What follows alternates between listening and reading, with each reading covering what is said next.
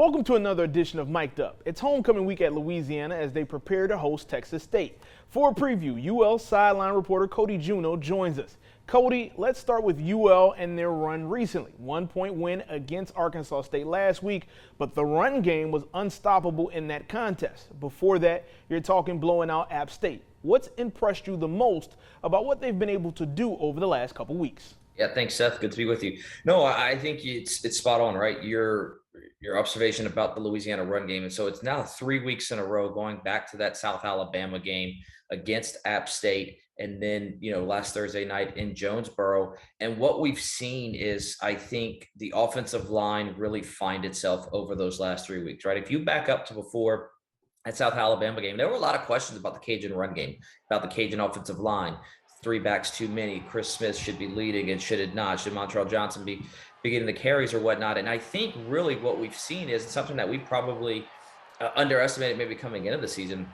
As you know, that offensive line is dealing with 2 new football coaches, right? And Jeff Norwood and Darnell Stapleton. And so I think what we've seen, I think one of the reasons we've seen this kind of Cajun running attack take off is because I think finally those 5 guys up front are starting to get comfortable with the way, whether it's terminology, coaching, whatever it may be, we're finally starting to see all of those guys function as one, and we're getting back to that brand of Louisiana football that we're so accustomed to seeing. Now, when it comes to their opponent this week, Texas State, they're only 2-5. Do you think it's just a matter of the same old Bobcats who struggle most years? Or would you say Texas State is better than what they present on paper? Any given Saturday or Thursday or, pick a night of the week, right? Whatever it may be, anybody in the Sun Belt Conference can beat anybody in the Sun Belt Conference, right? Nobody would have thought the Cajuns would have did to App what happened, a couple weeks ago at Cajun Field. Nobody would have thought that UL Monroe would be sitting here with 2 wins in league play. Right. So you look at it, and I think that really kind of puts things in perspective and say, hey, you got to bring it each and every night. What we've seen from Texas State is they just haven't got accustomed to winning yet. Right. They'll make a big play and then they'll turn the ball over. Right. Brady McBride, 10 interceptions, I believe, the quarterback for Texas State. So they'll hit the big play, but then they'll give it right back. And that's a sign of inconsistency. And so I think, honestly, that is what has been Texas State's biggest issue. Now, your other title, Cody, is COO at collegead.com. So I know you've followed all the Sun Belt moves closely. It's been a big week for the conference, adding Southern Miss and Old Dominion with potentially more to come. What's been your thoughts on the movement?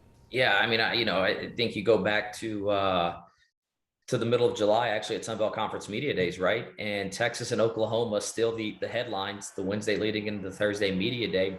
5 months later, not even 5 months later, 3 months later, here we are, and my goodness, the landscape of college football looks completely different. I think that the Sun Belt Conference athletic directors and CEOs, the presidents, the chancellors, Commissioner Keith Gill, have done a phenomenal job of really taking this league. They talked about it, right? I don't know that anybody believed them outside of the Sun Belt that they were operating from a position of strength. Well, it's clear, it's evident that they have been, and I think the additions of Southern Miss and Old Dominion, James Madison and Marshall, look for those to become official here a little bit later, are going to bring quality programs on the football field. But they're also going to enrich the other sports, specifically the diamond sports, which we know how important those are here in South Louisiana and Cajun country. I think that's one aspect of it. I think the other thing, when you think about it, is the regional matchups that it's going to bring. All of a sudden, fans have the opportunity to leave Lafayette and go to ULM, go to Southern Miss, go to Troy, go to South Alabama, go to Texas State, all within a day's drive. And I think that's incredibly important. Then you look at the other side into the East. Now you created some travel partners in that same type of synergy for programs like App State and Coastal Carolina, who now all of a sudden can travel to James Madison and Old Dominion and Marshall, and Georgia Southern's not that far off either. So I think the Sun Belt has done a really phenomenal job of creating a 14-team football league that will, if not, it's already there. It's on its way to rising as the top Group of 5 league in the country. Which is incredible when you think about where the Sun Belt was not even 5 years ago. No, there's no doubt, right? And it's taken some time. And, I don't know that until maybe this week, the Sun Belt truly was getting the national recognition. Again, nobody believed that the league CEOs were operating from a position of strength, except for the men and women in that room. And so to pull off these moves, again, kudos to the leadership, really from the top down. and understanding and not panicking to add, I think, really the correct members as you look at how college football conference realignment has really shaped out here. You can hear Cody Junot on the call this weekend on ESPN 1420 when Louisiana kicks off with Texas State at 11 a.m. Saturday. Cody, as always, thanks for joining us. Absolutely, Seth. Anytime. Thanks for having me.